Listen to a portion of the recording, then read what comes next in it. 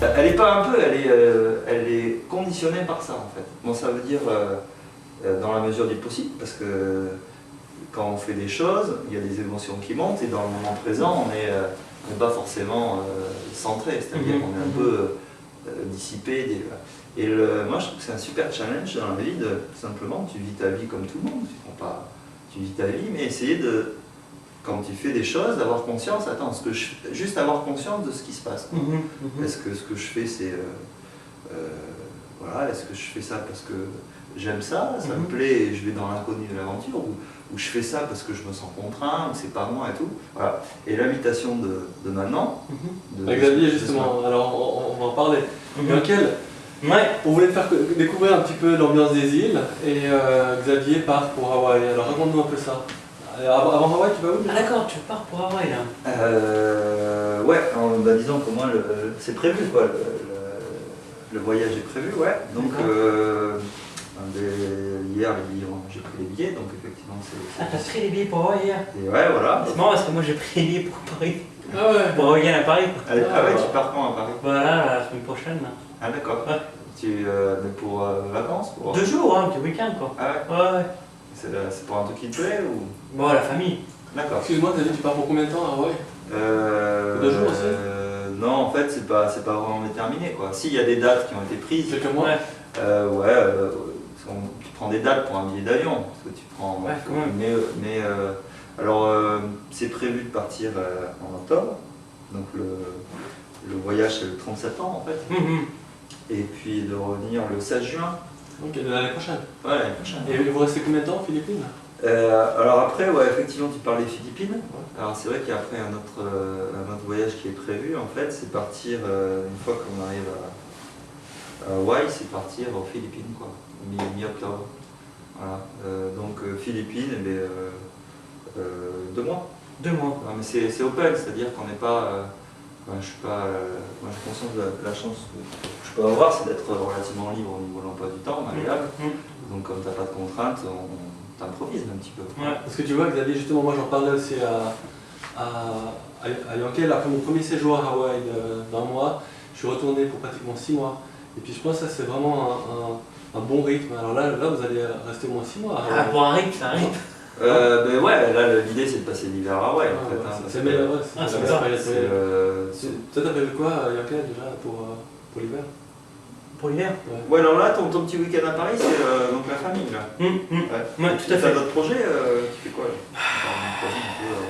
J'ai pas de projet là, Hawaï, tout ça, c'est pas dans mes plans. Alors, en tout cas, Xavier, moi je viendrai te voir, j'espère pour en tout cas 1 mois à Maui. Ouais. Et puis Yankel, on essaiera aussi un peu de te... Ah ouais, ça peut être pas mal de découvrir un peu le... Mais là, c'est typique de là-bas quoi. Écoute, ça je l'ai acheté dans un magasin qui vendait justement des chemises hawaïennes traditionnelles. Et puis celle que porte Xavier, c'est vraiment un vieux print hawaïen. C'est Charlie un vieux print hawaïen avec le maillot hawaïen. Ouais. Là, c'est-à-dire qu'en fait... c'est cool quoi, pour respirer un peu. Mais ce que je comprends bien, c'est bon, voilà, moi j'ai pas du tout ce lifestyle, mais... On remarque la cravate, je trouve qu'il y a un petit accro, ça fait un petit côté fan pour un côté. C'est vrai. Une bonne vibe, hein. Ouais, t'accroches quand même, tu démarres. Je me suis accroché d'ailleurs à un truc. D'accord. Mais justement, je voulais savoir si que tu nous racontes un peu ta philosophie de vie en fait, parce que c'est vrai que c'est pas commun de rencontrer des gens comme toi qui bougent beaucoup, qui ont un parcours assez atypique. Alors après, je sais pas, moi je me dis pas, honnêtement, vraiment j'ai l'impression de commencer à découvrir la vie, quoi, ou du moins d'avoir vécu une bonne partie de ma vie pas vivant, quoi, t'es un mort vivant, c'est-à-dire que tu fais plus des choses conditionnées par ton éducation, par la société ou par des contraintes, et puis bon voilà, il n'y a pas de jugement pour ça, et puis après, suivant ce qui peut t'arriver dans la vie, tu tires des leçons de ce qui t'arrive et puis tu évolues vers ce qui te plaît, quoi. Tout à fait. Alors après, moi je te dis, j'ai l'impression de... Je crois pas avoir beaucoup voyagé, et j'ai justement une soif de voyage, parce que j'ai l'impression que je commence tout juste à vivre, quoi. Dès que tu commences à voyager, tu te dis bon, je vais faire un voyage, après ma soif de voyage va se arriver. La soif, en fait, c'est pas le voyage, c'est la soif de moi je vois que j'ai été pendant des années conditionné par du contrôle et essayer de savoir ce que j'allais faire, parce que j'avais peur de l'inconnu en fait. Donc en fait, depuis longtemps, j'ai peur de l'inconnu. Donc quand tu vas dans un voyage, je trouve que c'est une super, un des meilleurs moyens pour justement t'exposer à la vie et à l'inconnu et à l'imprévisible. Et en fait, c'est pas tellement le voyage, c'est ce que ça crée en moi. C'est-à-dire que ça te met face à toi-même, face à ce que tu contrôles pas. Et ce qu'il y a de bien, c'est que quand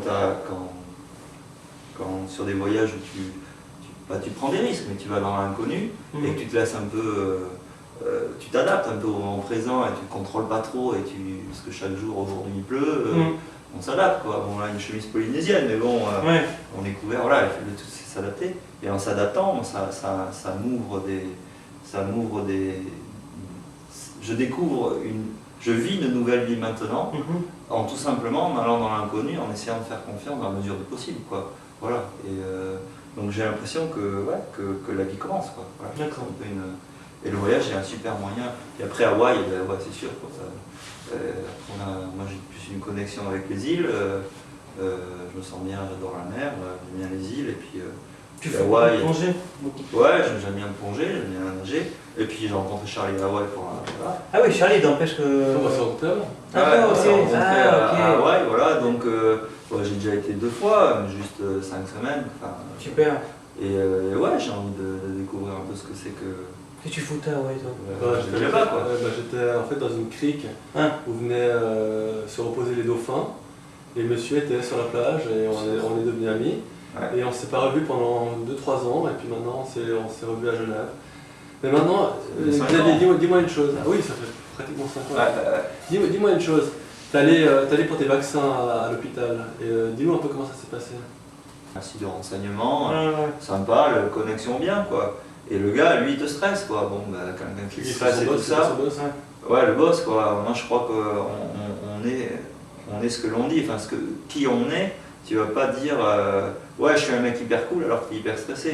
Bon, le gars, il te vend un vaccin. Bon, moi, il m'a fait encore plus, il m'a encore moins inspiré confiance par rapport au vaccin. Et donc, comme je répondais pas trop, où j'étais plutôt à distance pour lui laisser la place pour parler à Léla, qui était avec moi. Bon, il voyait que j'étais un peu indifférent, il m'a posé la question, pourquoi êtes-vous indifférent, ça vous intéresse pas, ou ce que vous dites, pourquoi vous avez peur des vaccins. Et donc j'ai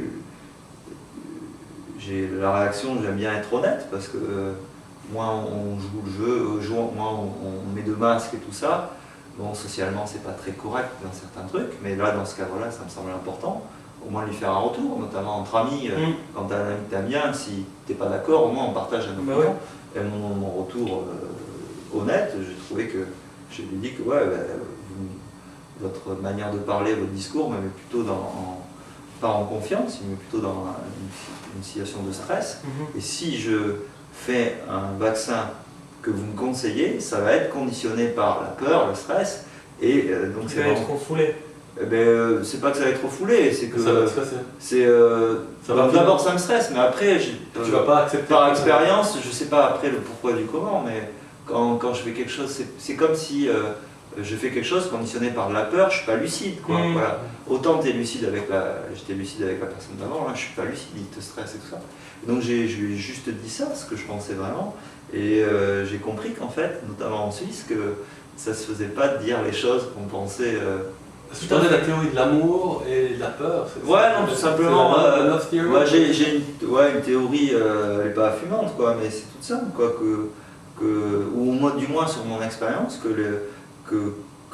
les choix de vie importants, les choix de vie très importants qui sont conditionnés par de la peur, ça avorte, quoi. Voilà, c'est parce qu'on est petit, quoi. On a peur, on est influencé. C'est comme si on prenait une décision un peu hâtive, quoi. Par contre, à l'inverse, ce qui est sûr, c'est que quand je sens quelque chose et quand j'ai envie de quelque chose et que quelque chose me met en joie, comme l'intro là du défouloir, ça me met en joie et tout ça, en tout cas c'est ma vérité, ça me met en joie, ouais je vais dedans, go for it, quoi. Et donc voilà, ma théorie elle est simple, c'est pour faire plus basique, les choses qui te plaisent vraiment, qui te mettent en joie, tu vas dedans, quoi. Voilà, en fait c'est juste une question de, comme un artiste, il sent les choses et tout. Bon, Hawaï, pareil, ouais, je sais pas, ça m'intéresse. Ça. Hmm. Mais parfois, ça peut remuer parce que ça, la conséquence de faire un choix, il faut l'assumer. Ça, D'accord. c'est pas l'inconnu. Mais voilà, le truc, c'est les choses qui me plaisent, je vais dedans. Ben, vous voir ce matin, après, je sais pas dans quoi on va, ça me fait plaisir. Ouais, tu vas ouais, dedans, quoi, c'est voilà. clair. C'est Voilà. clair. Maintenant, chacun. Chacadémus, Chacun. C'est quoi chacun? Ah, on va prendre chacun. voilà. Avec, et maintenant, chacun. Chacun. Chacun, c'est quoi? C'est hawaïen ça? Ah oui. Et ça veut dire au revoir? Ça veut dire mon ami, bonjour. Ah, c'est cool ça. La vibe. Ah, mais c'est pour ça que les surfeurs ils font comme ça? Là, à la base, si Ah, tu veux- c'est ça. si tu veux vraiment savoir d'où ça vient, c'est que les shorts hawaïens en général, qu'on a là, n'ont pas de filet. Ok. Et Ah, de filet, c'est-à-dire. voilà, de filet, ouais, exactement. ouais. Et c'est pour ça que ça fait ça. Ah, Ah, d'accord, ok. enrhumé, quoi, tu vois. Ok. Bonjour. Voilà. Ah, c'est cool ça, je savais pas. Ah, les mecs sur les vidéos qu'on voit, ils font tous comme ça, c'est ça. C'est sûr que c'est hawaïen en fait. Bonjour. Ok. Et en même temps, voilà, ça. T'es léger, t'as les couilles à l'air. Ouais, c'est Voilà, quoi. tranquille quoi, la vie elle est belle quoi. Ouais. Je sais pas si la vie est belle, bon, moi. Ouais. Xavier, alors bon voyage, hein. Eh ben, Charlie, écoute. Bah, merci de nous avoir raconté toutes ces belles choses. Hein. Ah, je croyais que t'allais. D'accord. Ben, écoute, Profite bien. avec plaisir, et puis on verra ce qui se passera, quoi. Ok. Alors.